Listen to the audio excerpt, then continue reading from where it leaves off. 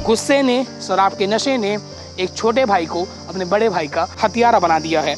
पूरा मामला भिलाई नगर थाना क्षेत्र का है। जैसे ही चोट लगा उसको दुर्ग अस्पताल भेजा गया। 108 यहाँ पहुंची हुई थी पर उसकी हालत इतनी गंभीर थी इसलिए उसको मेकेहारा यानी कि छत्तीसगढ़ के प्रदेश के सबसे बड़ा सरकारी अस्पताल में रिफर किया गया। पर रास्ते में ही पहले कुछ लड़ाई झगड़ा हुआ है आपके भाई और बड़े आपके बड़े? ऐसे ही बात पे होता था लेकिन इतना नहीं होता। मारपीट कभी नहीं? शराब का नशे में आते थे क्या जो रुपेश यादव है? छोटा मोहल्ला है, वहाँ पे मनोज यादव और अशोक यादव दोनों भाई है, दोनों साथ में रहते हैं और शराब पी करके दोनों के बीच अक्सर वाद विवाद होते रहता है। कल शाम को लगभग 6 बजे के आसपास शराब पी करके दोनों भाइयों में आपसी विवाद हुआ। और ऐसा पहला मामला नहीं है कि घर के भीतर ही ऐसे क्राइम हो रहे हैं। पुलिस लगातार काम करती है काउंसलिंग को लेकर कि घर के अंदर ऐसे क्राइम ना हो, पर सबसे बड़ा वजह यह नशा नजर आ रहा है।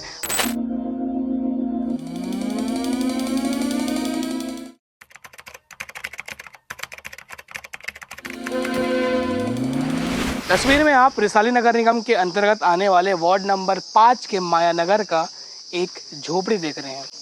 इस घर के अंदर बीती रात यानी कि रविवार शाम 6 बजे एक ऐसी घटना हुई जो एक परिवार को तबाह कर दी गई। नीचे आप काठी देख रहे हैं, तैयारी चल रही है क्योंकि एक छोटे भाई ने ही अपने बड़े भाई की जान ले ली। मरने वाले का नाम अशोक यादव बताया जा रहा है जो 34 साल का था और आरोपी उसका छोटा भाई मनोज यादव जो उससे 2 साल छोटा था। दोनों के बीच रंजिश होती है, लड़ाई होता है, विवाद होता है। फिर अपने पास रखे फावड़े से ही अशोक यादव को मनोज ने जान से मार दिया। दरअसल बताया जाता है कि ये घर आप देख रहे हैं ये बस्ती है वार्ड नंबर 5 के अंतर्गत आने वाला और HSTL कॉलोनी के पास ही माया नगर है, मंदिर के पास ही ये घर है। इस घर में जो मृतक है अशोक यादव अपनी माँ के साथ रहता था और बाजू में जो आप पक्का घर देख रहे हैं इस घर में उसका छोटा भाई मनोज यादव और उसकी बीवी और उसके 2 बच्चे निवास करते थे।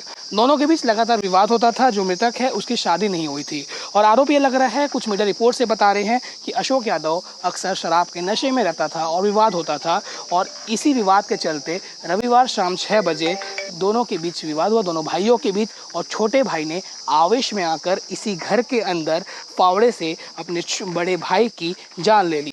हम लगातार आपको खबरों के माध्यम से बताते हैं कि कैसे घर के अंदर ही क्राइम हो रहा है। ऐसा ही एक मामला डबरापारा भिलाई 3 में भी आया था जब एक भाई ने अपने भाई की जान ले ली थी।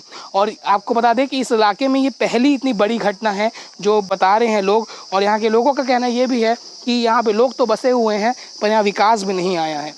पर एक गुस्से ने, शराब के नशे ने एक छोटे भाई को अपने बड़े भाई का हथियारा बना दिया है। पूरा मामला भिलाई नगर थाना क्षेत्र का है। जैसे ही चोट लगा उसको दुर्ग अस्पताल भेजा गया। 108 यहाँ पहुंची हुई थी पर उसकी हालत इतनी गंभीर थी इसलिए उसको मेकेहारा यानी कि छत्तीसगढ़ के प्रदेश के सबसे बड़ा सरकारी अस्पताल में रिफ़र किया गया। पर रास्ते में ही उसने दम तोड़ दिया। इसके बाद 112 की टीम पहुंचती है, नेवई थाना की टीम पहुंचती है क्योंकि 112 का उनको इवेंट मिला था। आरोपी को पकड़कर भिलाई नगर पुलिस के हवाले कर दिया गया और आरोपी अभी पुलिस के गिरफ्त में है। अब आप सोचिए, बड़ा भाई तो मर गया, छोटे भाई की पत्नी और उसके 2 बच्चे बाहर अकेले रहेंगे जबकि उसका पति जेल में रहेगा। और ऐसा पहला मामला नहीं है कि घर के भीतर ही ऐसे क्राइम हो रहे हैं।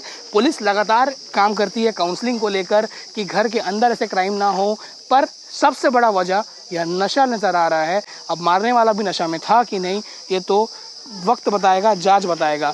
पूरा माहौल गमगीन है, यहाँ पे सब लोग इकट्ठा हो चुके हैं क्योंकि रायपुर के मेकेहारा अस्पताल में दोपहर के वक्त सोमवार को पोस्टमार्टम चल रहा था और उसकी माँ वहीं मौजूद थी और बॉडी अभी आने वाली है, इसलिए गांव से सब लोग यहाँ पे आ चुके हैं अंतिम संस्कार की तैयारी को लेकर।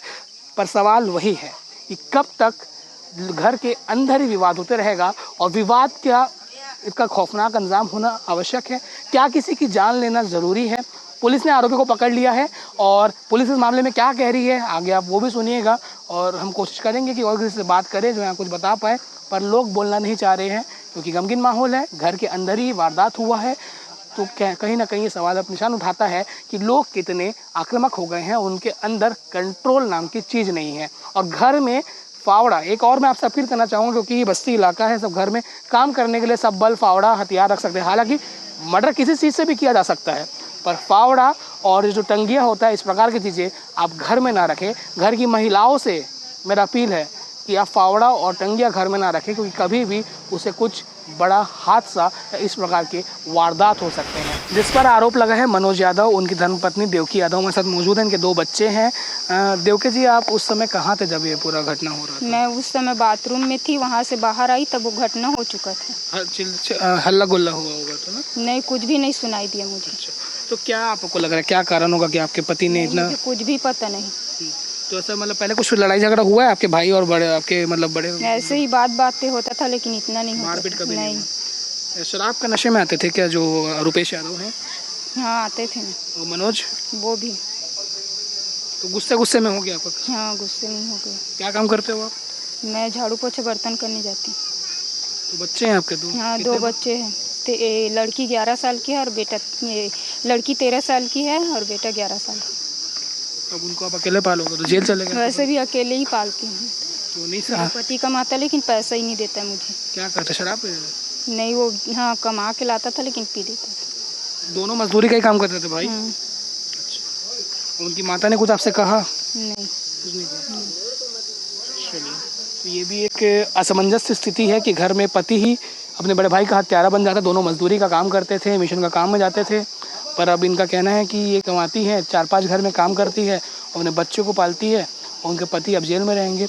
तो ये कहीं ना कहीं चिंताजनक विषय है। घर के अंदर ही इतना क्राइम बढ़ रहा है। आगे आप सुनिए, भिलाई नगर सीएसपी सत्यप्रकाश तिवारी ने इस मामले में बाइट दी है। इस मामले को लेकर आप क्या कहना चाहेंगे, कॉमेंट सेक्शन में बताइएगा। नमस्कार, मैं लाभेश, कैमरे के पीछे गौरव। सर, एक हत्या का मामला सामने आया भिलाई नगर का, बताइए सर पूरा क्या मामला सर? कल लगभग 6 बजे शाम को माया नगर, जो HSCL कॉलोनी रुआ बांधने के पास एक छोटा मोहल्ला है, वहाँ पे मनोज यादव और अशोक यादव दोनों भाई हैं, दोनों साथ में रहते हैं और शराब पी करके दोनों के बीच अक्सर वाद विवाद होते रहता है। कल शाम को लगभग 6 बजे के आसपास शराब पी करके दोनों भाइयों में आपसी विवाद हुआ। वाद विवाद के चलते जो मनोज यादव छोटा भाई अपने बड़े भाई अशोक यादव को, वहाँ एक चापड़ था, उस चापड़ से उसने उसके कनपट्टी पे एक संघातक प्रहार किया, जिससे बुरी तरह घायल हो गया अशोक यादव। उसको तत्काल चिकित्सा के लिए डिस्ट्रिक्ट हॉस्पिटल एडमिट किया गया था। पुलिस को जैसी सूचना मिली, प्रकरण में पुलिस को त्वरित कार्रवाई करते हुए मनोज यादव के विरुद्ध हत्या के प्रयास का एक अपराध कायम किया गया था। कल उपचार के दौरान अशोक यादव की मेकारा हॉस्पिटल में मृत्यु हो गई है। उसका पंचनामा और पोस्टमार्टम कार्रवाई रायपुर में किया जा रहा है। अभी प्रकरण में अभी तक जो स्थिति, अभी तक जो साक्ष्य मिले उसके हिसाब से मनोज यादव के विरुद्ध हत्या और हत्या के प्रयास के तहत भिलाई नगर थाने में आपराधिक प्रकरण पंजीबद्ध किया जा करके उसकी गिरफ्तारी के लिए उसको आज न्यायिक रिमांड पर भेजा जा रहा है। सर, वो क्या होगा सर? दोनों भाई साथ में रहते हैं। अशोक यादव बड़ा है और उसकी शादी नहीं हुई है। शराब पीने का आदी था, शराब पी करके अक्सर वो मनोज यादव से विवाद करते रहता था घरेलू बातों को लेकर के। इस बात से नाराज होकर के मनोज यादव के द्वारा घर में ही रखे गए जो चापड़ होता है, एक जो खेती में प्रयुक्त जो उपकरण है, उससे उसके कनपट्टी को उसने मारा, जिससे उसको चोटें लगी और उसकी मृत्यु हुई।